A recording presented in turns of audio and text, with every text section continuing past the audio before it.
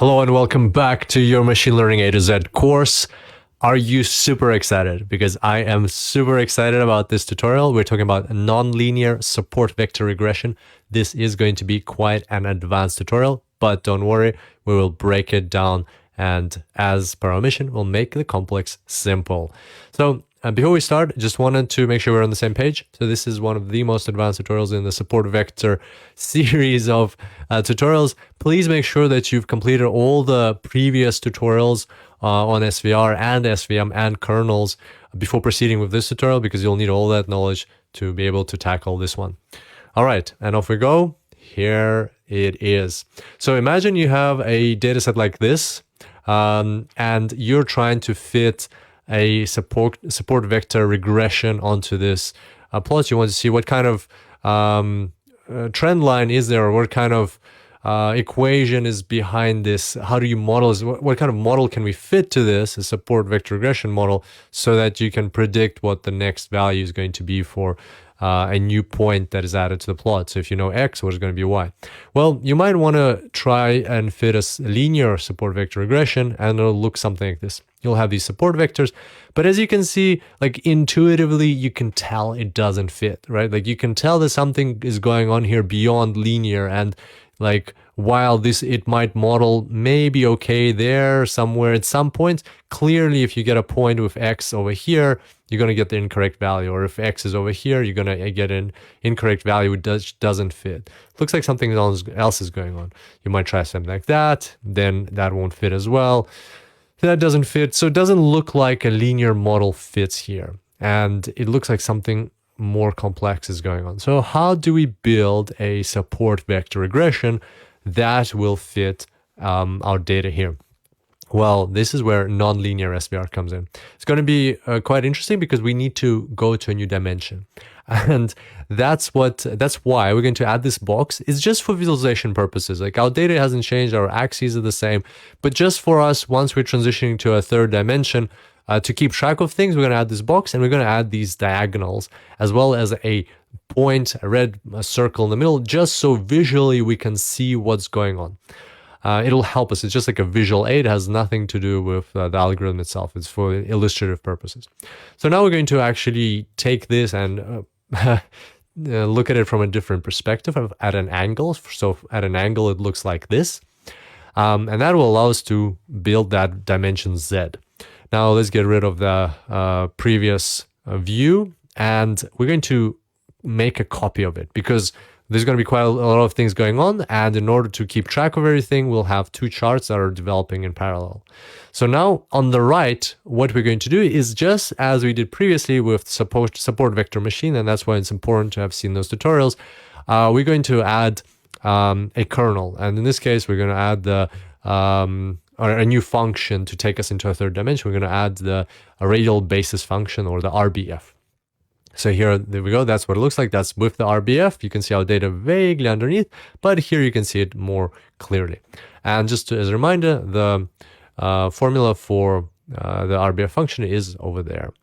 Now, if we project our data onto this RBF, you'll see how it works. So first of all, the center 0, or this point 0, 0, 0, 0 on X, the Y axis, projects straight into the very top. And we discussed this before in the tutorials. If you put 0, 0, 0, L is the distance from the center, you'll get the very top, you'll get a 1. Now let's see how the other points in our visualization will be projected onto the view. So we're going to start with this point over here. So that point will be projected into this point in the Z-axis somewhere here. By the way, some of these things might not be absolutely 100% accurate as I'm drawing them here, but hopefully they deliver the point home. Okay, so now this point will be projected to over here somewhere, next point over there, and this point, and then the following points will be almost at 0. So all this blue stuff over here, the bottom is very, very close to 0. So it'll be very close to 0. So you can see we've been keeping track on the left. We've done all of these points over here. Now, the other points, the remaining points, these ones, they're actually, we can't see them. And in order not to clutter things, anything in this quadrant, in this triangle here. We're not going to plot it because it's on the back. It's on the opposite side of this radial basis function or this view. And we're just not going to plot it, but we can just imagine that they are also projecting onto this mountain on the other side. Now, what happens next? Well, next we need to, in these 3 dimensions, we need to run a linear model. So now we're in 3 dimensions. Now we can run a linear model, and a linear model in 3 dimensions is not a line. So in 2 dimensions, it's a straight line. In 3 dimensions, a linear model is a hyperplane. So now if we run a linear model, you'll see that it will, how does it fit out data? It would fit out data something like this. And what do we want from here? So once we fit the hyperplane to our data in these 3 dimensions, what do we want from here? We want to see where does it actually cross, where does it intersect our RBF, our radial based function. So basically all the surface that we see here, including the floor, this whole surface, where does it intersect? Well, it intersects over across this yellow line. So that's the point of intersect, or the line of intersect. Now, if we get rid of the plane, we're left with this line. And if we project it back down onto the 2 dimensions, the x and y, watch what happens. So we're not going to draw it on this plot, we're going to draw it on this plot. So watch what happens. There we go. That's our 2-dimensional line. So that's our intersect line projected on the 2-dimensional plot.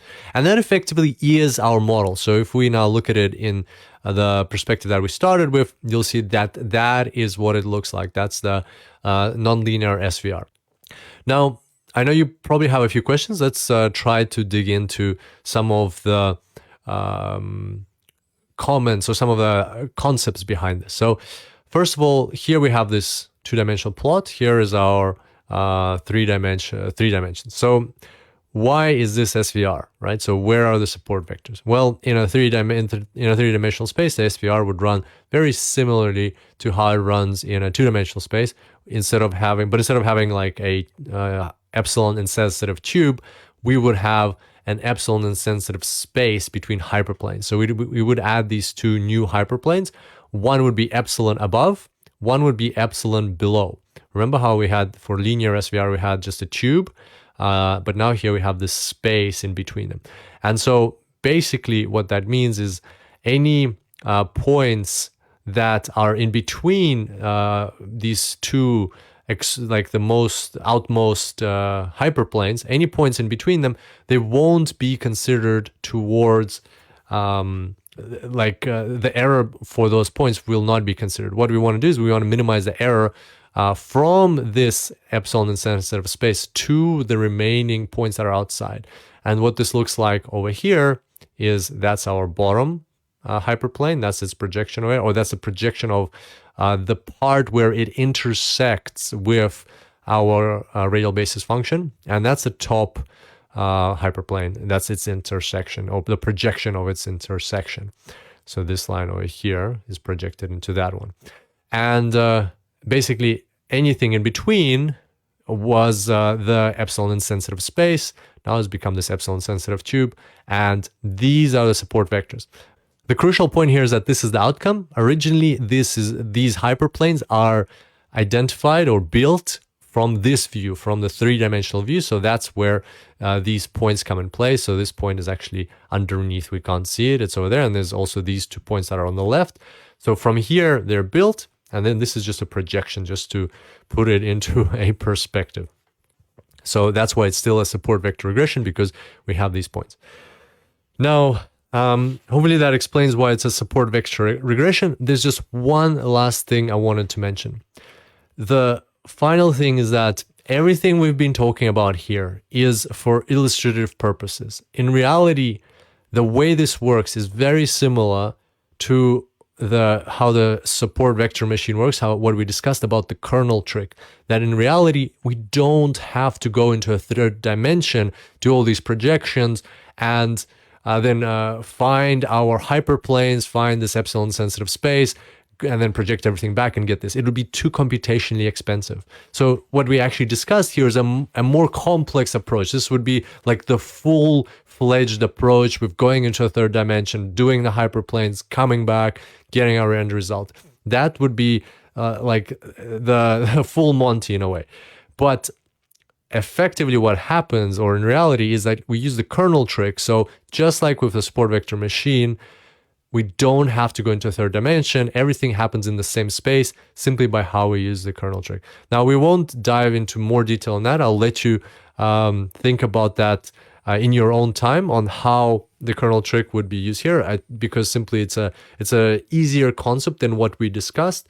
By looking at the example of the kernel trick in the SVM, we can extrapolate how that would work or how that would benefit us here as well. But in a nutshell, this is what the nonlinear support vector regression is all about.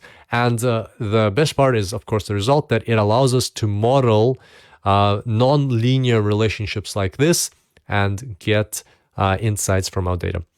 I hope you enjoyed this tutorial. This was quite an advanced concept, so congratulations on making it to the end. And I look forward to seeing you on the future tutorials in the course. And until then, happy analyzing.